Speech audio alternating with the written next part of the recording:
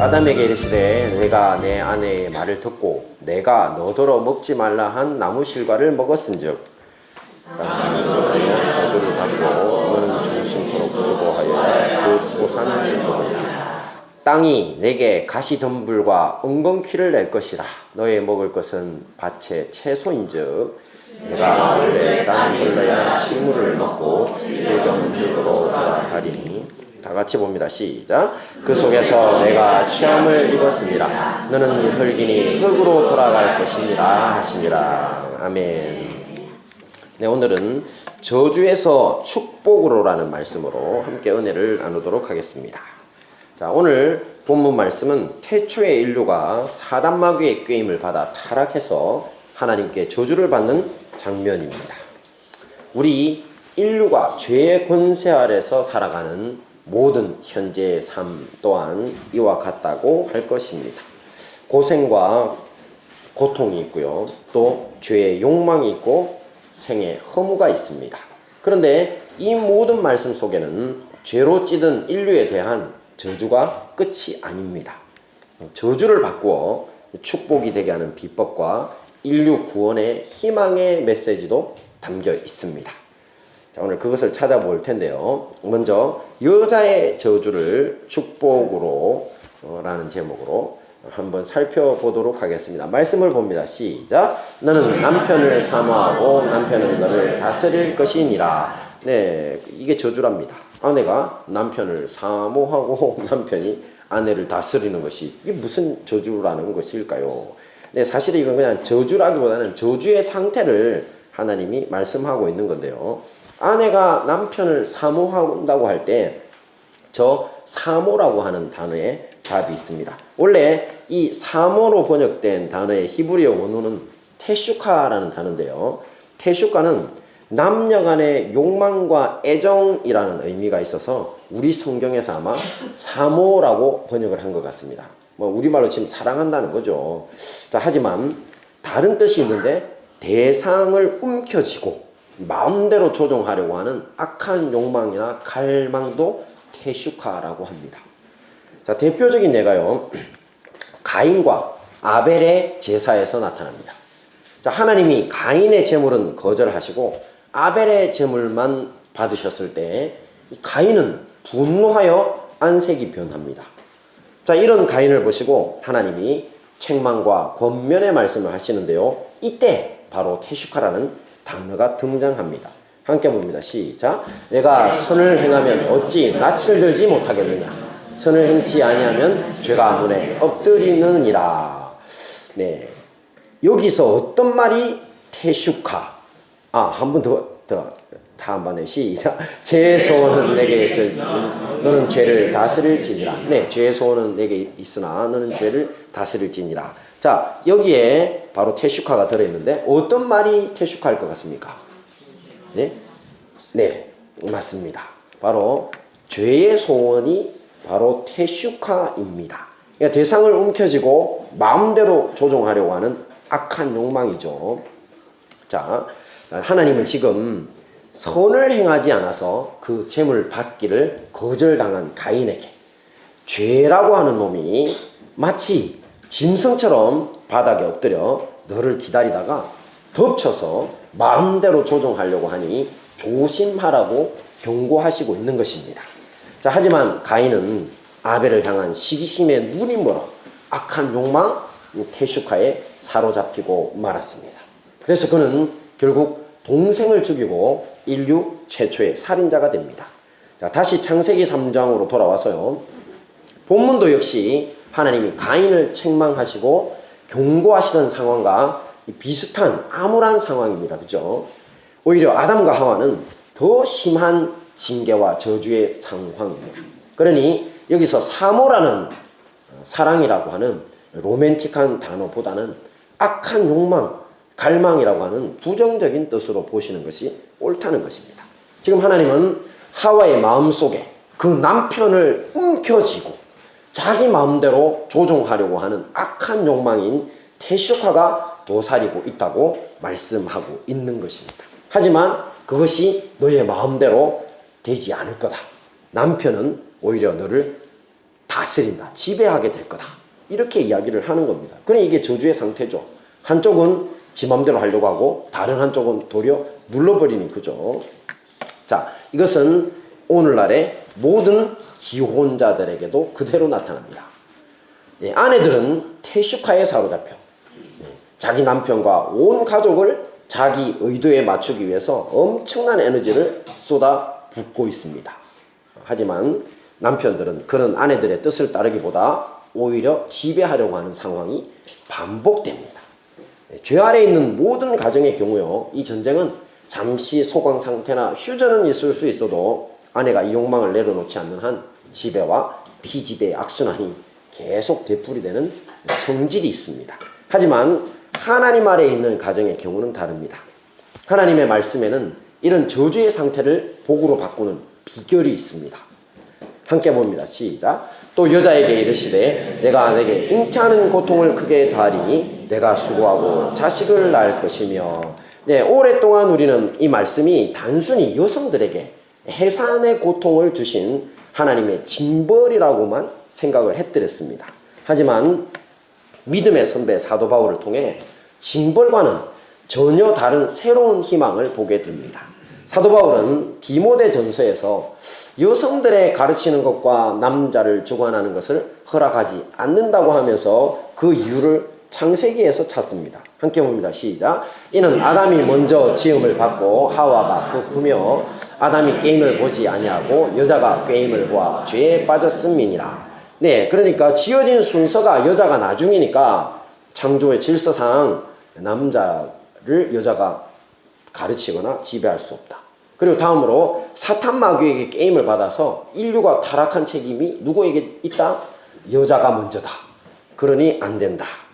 아마도 사도 바울은 하와가 가진 죄의 소원, 태슈카를 염두에 두고 남자들을 가르치거나 다스리는 것을 금하라고 하고 있는 것 같습니다.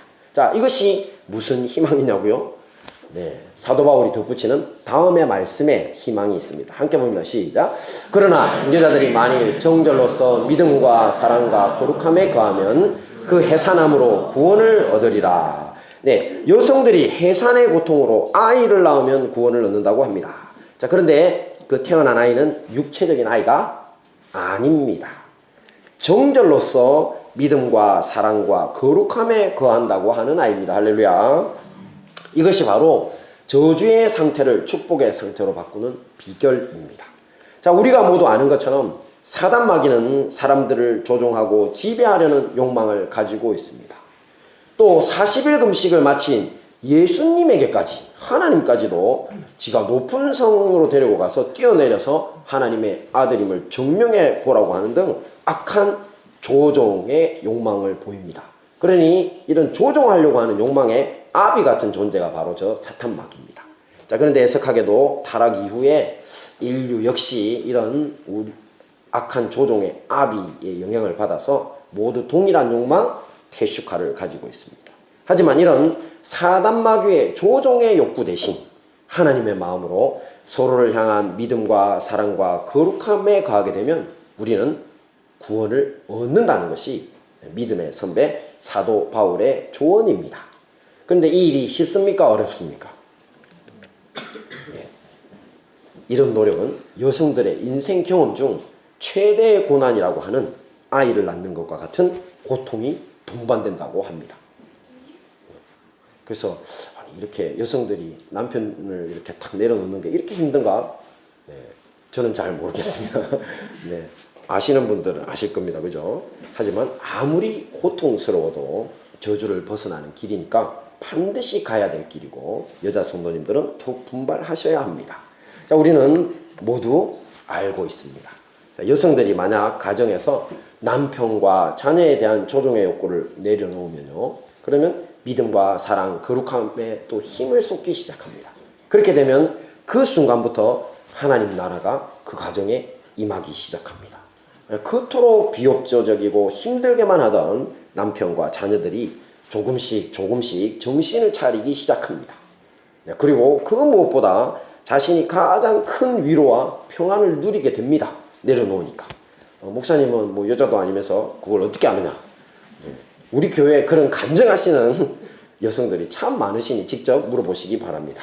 할렐루야. 네.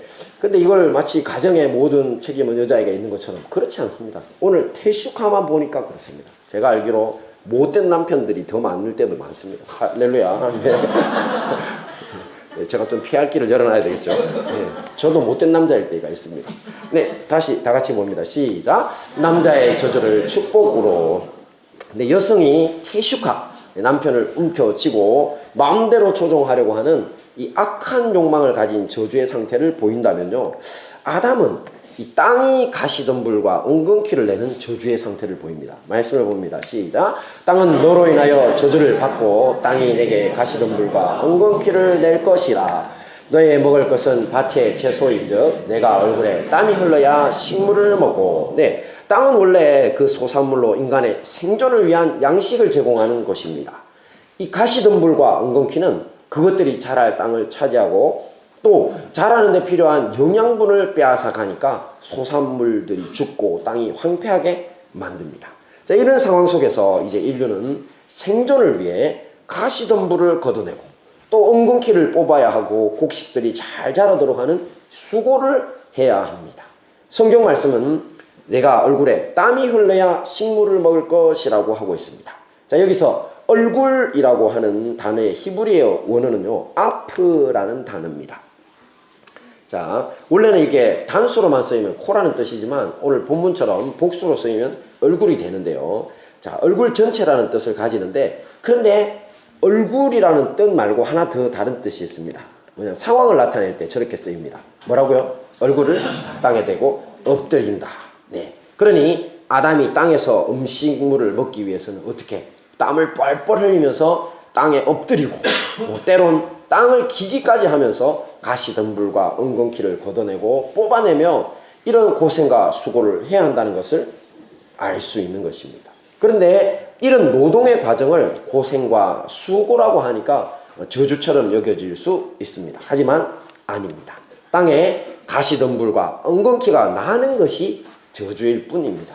얼굴에 땀을 흘려 일하는 노동은 이 저주의 가시덤불과 엉겅퀴를 걷어내는 도구가 됩니다. 그리고 이것은 단순한 육체의 문제에 국한되지도 않습니다. 이 정신적이고 영적인 문제 역시 마찬가지입니다. 예수님은 하나님의 말씀을 받아 삶에서 결실할 수 있는 우리의 마음 상태를 밭에 비유하셨습니다. 자, 그런데 놀랍게 이 밭에도요, 마음밭에도 가시덤불이 보입니다. 함께 봅니다. 시작. 떨어는 가시떨기 속에 떨어지며 가시가 함께 자라서 기운을 막았고. 네, 예수님은 도대체 이 가시덤불이 뭔가에 대해서 설명도 해주십니다. 시작. 가시떨기에 떨어졌다는 것은 말씀을 들은 자이나 지내는 중 이 생의 염려와 재물과 향락의 기운이 막혀 온전히 결실하지 못하는 자요. 네, 그렇다면 저기 가시떨기 가시덤불은 뭐라는 겁니까? 염려, 재물, 향락입니다. 자, 우리 마음속 가시덤불은 이 세상의 염려와 재물과 인생의 향락이라는 것입니다. 이런 것이 우리 마음속을 점령하고 있다면 하나님의 말씀의 씨앗이 떨어져도 그 기운에 막혀서 온전한 결실을 거둘 수 없습니다. 자, 그렇다면 우리는 어떻게 해야 합니까? 앞에서 아담이 자신의 이 땅의 저주를 걷어내기 위해서 했던 일이 뭐였죠? 수고와 고생과 땀이죠, 그죠? 네, 바로 우리 역시 고생과 수고, 눈물과 땀이라고 하는 해결책으로 우리의 마음속에 있는 이런 가시덤불도 걷어낼 수 있습니다. 뭐 어떻게 해요? 네, 주님 앞에 엎드려야 합니다. 네, 땀방울이 마치 떨어지는 핏방울 같았던 예수님의 겟세마네 기도처럼 엎드려야 합니다. 또한 열심히 특심하여 나만 홀로 남았다던 갈멜산의 엘리야처럼 우리 역시 땀과 눈물로 주님 앞에 부르짖어 기도해야 합니다. 또한 염려와 재물과 향락을 추구하는 삶을 돌이켜 평안과 선한 일을 위해 베풀기를 힘쓰는 삶을 살아야 한다는 것입니다. 주님은 이런 우리의 기도와 선행에 성령의 불로 응답해 주십니다. 성령의 불이 우리의 마음 중심부에 이르르면요, 마음속 가시덤불, 엉겅퀴가 다 태워져 버립니다. 오히려 그 재가 남아서 곡식을 키우는 값진 그런 역할도 하게 됩니다. 그러니 우리는 모두 땀과 눈물과 노동으로 우리의 삶의 땅에 뿌리내린 가시덤불과 엉겅퀴를 걷어내기 위해 힘써야 할 것입니다. 자, 마지막입니다. 시작. 온 인류의 저들을 축복으로. 창세기에서 인류의 시작을 보면요, 창조주 하나님이 흙으로 사람을 지으시고 그 코에 생기, 곧 하나님의 숨결을 불어넣어 산 존재가 되도록 하셨다고 했습니다. 자, 그래서 사람들은 아마 하나님이 진흙으로 인형같이 사람을 빚어 만드셨을 것이라고 생각합니다.